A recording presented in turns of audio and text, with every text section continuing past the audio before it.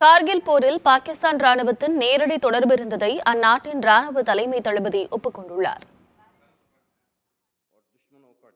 பாகிஸ்தான் ராணுவ தின விழாவில் பேசிய ராணுவ தலைமை தளபதி ஆஷிம் முனீர், தங்கள் ராணுவம் இந்தியாவுக்கு எதிராக 1999ஆம் ஆண்டு நடந்த கார்கில் போரில் பங்கேற்றதாக ஒப்புக்கொண்டார்.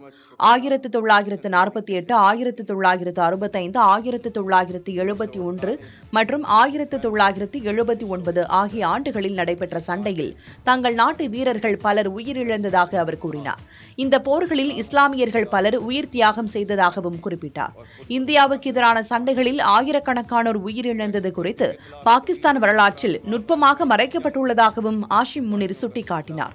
மேலும் கார்கில் பகுதியில் இருந்த பாகிஸ்தான் ராணுவ துருப்புகளை திரும்ப பெறுமாறு அன்றைய அமெரிக்க அதிபர் பில் கிளின்டன் தங்கள் அதிபர் நவாஸ் ஷெரீப்புக்கு அழுத்தம் கொடுத்ததையும் நினைவு கூர்ந்தார்.